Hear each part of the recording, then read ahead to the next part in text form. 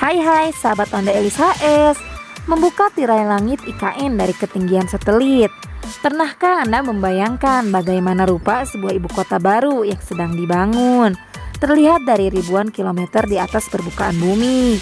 Di sini kita akan membuka tirai langit dan menyaksikan ibu kota Nusantara atau IKN, jantung masa depan Indonesia melalui lensa mata satelit.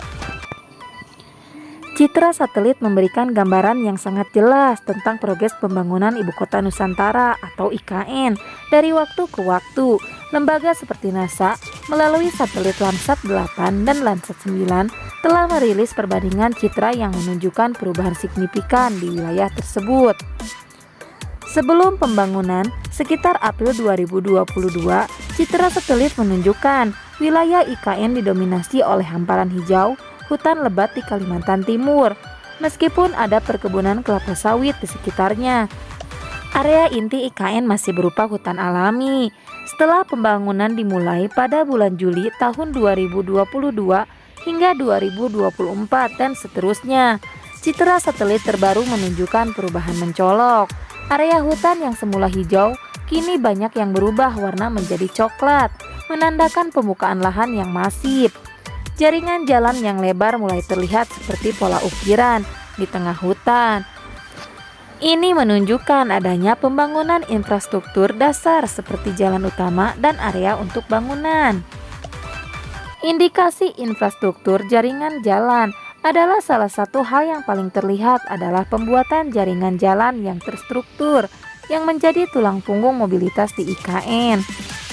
Area yang dibuka, lahan-lahan yang dulunya hutan kini terbuka untuk pembangunan fasilitas pemerintah, perumahan, dan infrastruktur pendukung lainnya. Meskipun belum semua bangunan terlihat detail, pola pembukaan lahan sudah sangat jelas. Dampak lingkungan dari pembangunan IKN yaitu deforestasi. Pembangunan IKN secara visual dari satelit menunjukkan adanya deforestasi atau pembukaan hutan.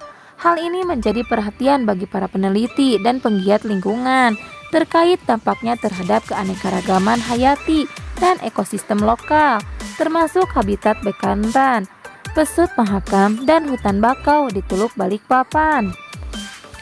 Komitmen kota hijau. Meskipun demikian, pemerintah mengklaim IKN dirancang sebagai kota hutan atau Nusa Rimba dengan 75% wilayahnya tetap berupa hutan.